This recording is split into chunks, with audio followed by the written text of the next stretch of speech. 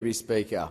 Well, at a time when Australians expect their government to be doing everything in its power to reduce the cost of living crisis that they face, Labor is instead trying to control the public debate. Now, this is one of the most egregious pieces of legislation I've seen in my 2.5 years in this place, and the Coalition will not be supporting this bill. Now, there has undoubtedly been a rise in online harm, whether it's bullying, deepfakes or the abhorrent spreading of footage after violent attacks. And as lawmakers, we have a duty to keep Australians safe from online harm, but this must always be balanced with our value of free speech that has underpinned our democracy. And democracies move forward when we can debate issues and have opinions heard. No great nation has ever been built by a government that considers itself the arbiter of all truth.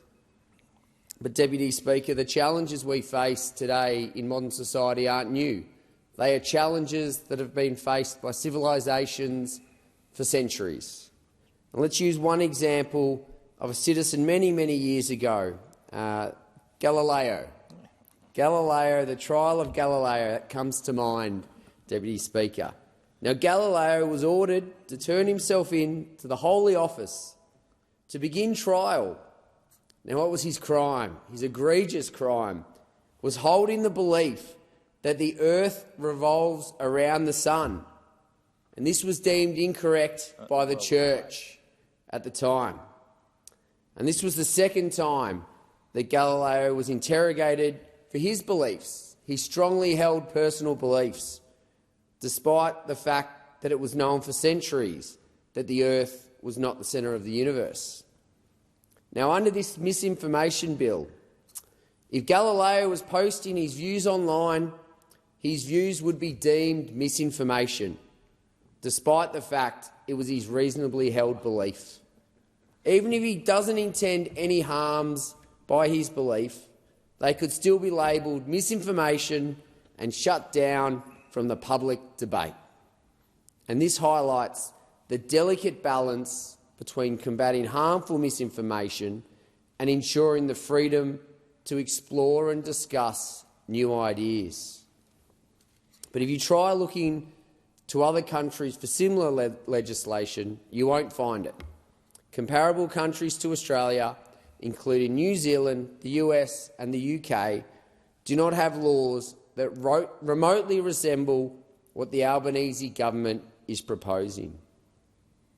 This is the government's second attempt at ramming through this bill, following overwhelming opposition to their first bill from human rights act groups, civil liberties, lawyers and over 20,000 Australians, with submissions overwhelmingly saying that this bill was an attack on free speech and would censor the legitimately held opinions of Australians. So those opposite, they went back to the drawing board. They went through a 10-month consultation period and they've come back into this House with a bill that still attacks free speech and will radically alter the landscape of political communication in this country. And to make things worse, Deputy Speaker, the government has limited consultation on this second bill. They know how bad it is after the Human Rights Commission, lawyers, barristers and Australians had their say on the first round. So this time, they limited the consultation period to just 7 days. Let's think about that. This is a bill where they're asking the Australian people to trust them.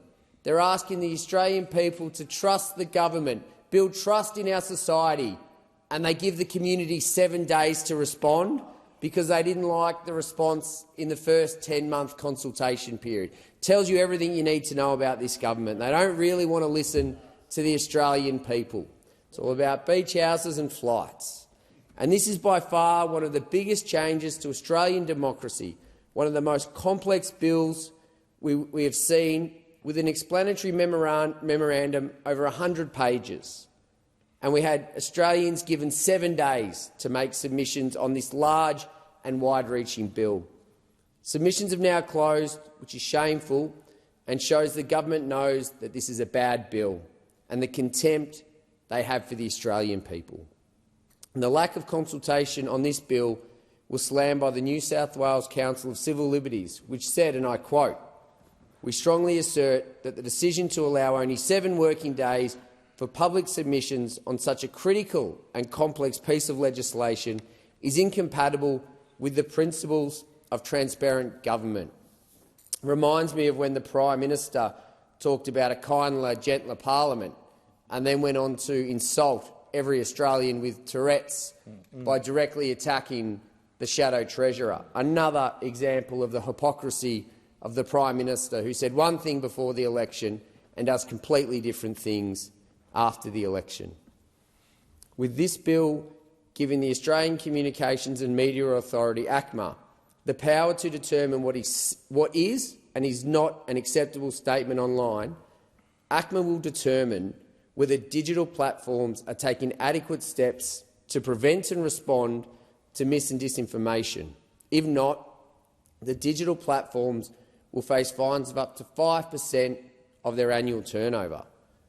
The digital platforms will want to avoid these fines, so they will censor a large amount of free speech of everyday Australians who want to have their say online. But when we talk about digital platforms, Deputy Speaker, the government isn't just talking about what you post on Facebook or Instagram. It extends beyond that to include websites, podcasts, news sites, message boards, search engines. The reality is, most of the internet in Australia. ACMA is going to be telling all of these digital platforms how to comply with these new laws. So let's have a look at how they're going to do that. The explanatory memorandum makes clear that digital communications platform providers could be required to use, and I quote, "automated processes and technology to detect and act appropriately on misinformation and disinformation." For example, they could be required to use technology or algorithms to downrank or reduce the spread of misinformation. Now, algorithms are one of the biggest challenges we face with social media, and when I talk to people that aren't very tech-savvy about how they work, the best example I come up with, Deputy Speaker, is Netflix. And every now and then, when I don't get much time to watch Netflix, without looking at who's signed in, you can tell pretty quickly whether it's my station or my kids or my wife's, depending on what pops up, and that's the reality of an algorithm. The Australian people will not even know that they are not being shown the content they want to see. It will be hidden from them before it even becomes possible for them to read that information and get a wide variety of views and make an educated decision. And clearly, to avoid hefty fines, these platforms are going to begin censoring all kinds of material. It's going to happen on a large scale with algorithms trained to censor posts and content that falls into the government's loosely defined definition of misinformation. Now, the definition of misinformation includes statements that are held in good faith. People have opinions and beliefs, but under this bill, even if you believe something with all your heart, that belief can be labelled misinformation. It doesn't have to be a malicious post, and even if it was not intended to deceive, it can be misinformation under this bill, and the platforms will censor your posts. Digital platforms are required to sift through and determine content that may be misleading, and the government has told them through this bill that the test that they should apply is whether the post has been fact-checked by a third-party organisation and what the experts say. Now, we have all experienced fact-check sites that we don't agree with, fact-checks that have quite a bit of bias in them, but we apparently have to accept it. Although this, I must say, I will use this example, creates an awkward situation for the government, the Prime Minister, the Treasurer. And we heard the Treasurer today talk about, and I'll quote him because this I do not agree with, but he will say he'll talk about $1 trillion of debt that they were left with. Now, the problem the Treasurer and the Prime Minister and those opposite have when they use that statement is that ABC Fact Check actually found that that was not true, the budget papers showed that it was between $517 to $535 billion when you look at net debt, and about 35% of that was actually accumulated under the Rudd and Gillard government. So we have again the hypocrisy of the Treasurer standing up and blatantly, through the definition of this bill, creating misinformation in question time for the Australian people. And I have no doubt that the Treasurer would have seen that fact check from the ABC, but he continues, by his own government's definition, to spread that misinformation to the Australian people today. Says, practice what you preach, member for Wanna. It's probably because he's got a PhD in political spin that he's so good at it. And to make things worse, academics, scientists and artists are exempt from the bill, but not everyday Australians.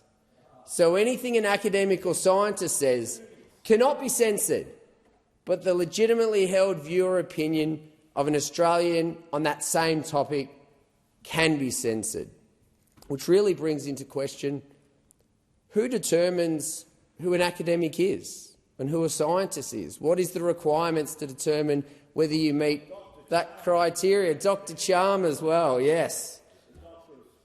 And this is a very confusing part and very concerning part, Deputy Speaker, of this bill. The Communications Minister could personally order misinformation investigations and hearings on terms of her choosing. The Minister can also exempt certain platforms, so a digital site that has politics favoured by a government could be excluded from complying with these laws.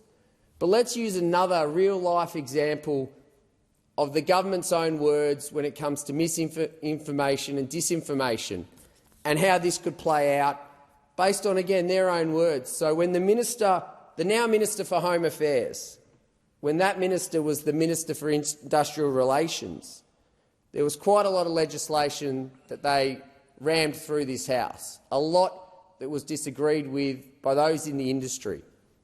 And the minister stood at that dispatch box in question time and labelled that information misinformation and disinformation. The minister stood there and said the arguments used against his own legislation was misinformation and disinformation. So under this legislation, we have a situation where the Minister for Industrial Relations at the time makes that accusation. The Minister for Communications within his own government can personally order a misinformation investigation and hearing, because the Master Builders of Australia and other industry bodies, the Minerals Council of Australia, BCA and others, would dare to question the all-powerful Minister for Industrial Relations. And that's the reality of what we're dealing with. That situation could play out because the minister was prepared to use the term mis and disinformation at that dispatch box multiple times in question time when those legislations were being discussed. And it was used at the same time, Deputy Speaker. That term was used at the same time that they were looking to ram the legislation through the first time. And that is an egregious breach of democracy. Every government should be held to account. Industry bodies have the right to argue their case. But under this government, under this bill, that would be in question. And that's one case study that is a live example. From public health to politics to the economy and ideology, this bill will impact what Australians are allowed to talk about online. It will limit public discourse and debate, and it will diminish democracy. Look out, Australia. First Labor sent your cost of living through the roof and broke their promises, and now they're trying to limit what you can say about it online. The Coalition stands firmly opposed to Labor's misinformation bill because we believe in free speech and always defend that right. In the words of Voltaire, I disapprove of what you say, but I will defend to the death your right to say it. Authorised by Aaron Violi, Liberal Party, Lilydale.